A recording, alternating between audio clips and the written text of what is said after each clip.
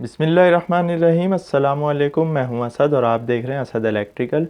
Last video में हमने बात की थी जनरेटर के बेसिक वर्किंग प्रिंसिपल पर और उसकी प्रैक्टिकली जो उसके जो मेथड्स हैं वो दो तरह के होते हैं। जैसा कि हमने बताया था कि रिवॉल्विंग मैग्नेटिक फील्ड टाइप होगा या रिवॉल्विंग आर्मेचर टाइप होगा। तो उसकी डिटेल तो हम आगे मज़ीद समझेंगे। आज की वीडियो में हम बात करने जा रहे हैं फ्लेमिंग्स के रूल के ऊपर। तो फ्लेमिंग एक इंग्लिश इलेक्ट्रिकल इंजीनियर गुजरा है जो कि 1945 में इसकी डेथ हुई है। तो इसने दो रूल जो है वो दरियाफ्त किए थे जिसको हम कहते हैं फ्लेमिंग राइट हैंड रूल और फ्लेमिंग लेफ़्ट हैंड रूल। तो फ्लेमिंग लेफ़्ट हैंड रूल तो हमारी डीसी मोटर्स के लिए इस्तेमाल होता है, तो इसीलिए अभी हम इसको यहाँ पर नहीं बयान करेंगे, इसको हम डीसी मोटर्स में ही जाके पढ़ेंगे। आज की वीडियो में हम बात करने जा रहे हैं फ्लेमिंग के राइट हैंड रूल के ऊपर, जो कि जनरेटर्स के लिए इसने इन्वेंट किया था। तो सबसे पहले तो ये समझ लें, राइट हैंड जैसा कि हमने यहाँ पर दिखाया हुआ है, ये आपका सीधा हाथ है। तो अगर आप ये दो उंगलियाँ अपनी फोल्ड कर लें, थंब को इस तरह रखें, अपनी फर्स्ट फिंगर को इसके 90 डिग्री इस तरह एडजस्ट कर लें और जो आपकी मिडिल फिंगर है इसको फर्स्ट फिंगर के साथ 90 डिग्री ऐसे एडजस्ट कर लें, तो ये तीन उंगलियाँ, दो उंगलियाँ और अंगूठा आपका इस तरह हो जाएगा जैसा कि हमने यहाँ पर दिखाया हुआ है। तो फ्लेमिंग के मुताबिक किसी भी जनरेटर में तीन चीज़ों का आपस में जो रिलेशन होता है उसको सीधे हाथ से इस तरह साबित किया जा सकता है। यानी कि अगर हमारा सीधा हाथ इस तरह है तो हमारी जो फर्स्ट फिंगर है ये इसकी जो डायरेक्शन होगी जिस तरफ, ये डायरेक्शन ऑफ मैग्नेटिक फील्ड को बता रही होगी। जैसा कि हमने बताया था कि मैग्नेट के बाहर, यानी कि दो मैग्नेट अगर हम सामने सामने रख दें तो नॉर्थ से साउथ की तरफ उसकी मैग्नेटिक फील्ड जो है वो ट्रैवल करती हैं।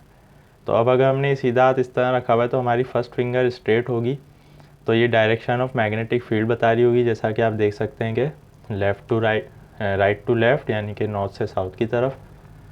तो इसी पोजीशन में हमारा जो थंब होगा वो डायरेक्शन ऑफ मोशन बताता है किस चीज़ की, जो हम कंडक्टर इसके बीच में रखेंगे। तो अब हमने यहाँ पर एक कंडक्टर रख लिया, मान लें कि अभी हम कोई ज़्यादा बड़ा वायर या कॉइल नहीं ले रहे, अभी हम सिर्फ एक कंडक्टर का पीस ले रहे हैं जो कि हमने मैग्नेटिक फील्ड के अंदर रख दिया है। तो ये कह रहा है कि अगर मैग्नेटिक फील्ड की डायरेक्शन इस तरह है यहाँ से यहाँ तक, और डायरेक्शन ऑफ मोशन, अगर हम इसकी जो मोशन है वो ऊपर की तरफ करेंगे, यानी कि इसको ऊपर की तरफ मूव करेंगे, तो इसमें जो ईएमएफ इंड्यूस होगी जिसकी वजह से इसमें करंट फ्लो होगा, वो डायरेक्शन, उसकी जो डायरेक्शन है वो हमारी मिडिल फिंगर बताएगी। यानी कि अगर हमारा सीधा हाथ इस तरह है तो ये डायरेक्शन ऑफ मोशन, ये डायरेक्शन ऑफ मैग्नेटिक फील्ड और ये डायरेक्शन ऑफ करंट को बता रही होती है। तो अब हमने इसको नीचे से ऊपर की तरफ मूव किया इस कंडक्टर को, तो इसमें जो करंट का फ्लो होगा जैसा कि आप देख सकते हैं तो वो इस तरफ आएगा, यानी कि करंट का फ्लो इस तरफ आएगा। तो ये तीन चीज़ों का रिलेशन होता है जनरेटर की बेसिक को समझने के लिए। अब अगर हम बात करें कि जनरेटर्स में तो बहुत सारी क्वाइल्स और वाइंडिंग्स होती हैं, उसमें तो मैग्नेटिक फील्ड भी अलग अलग टाइप की होती हैं, ये तो सिर्फ हम समझाने के लिए बता रहे हैं।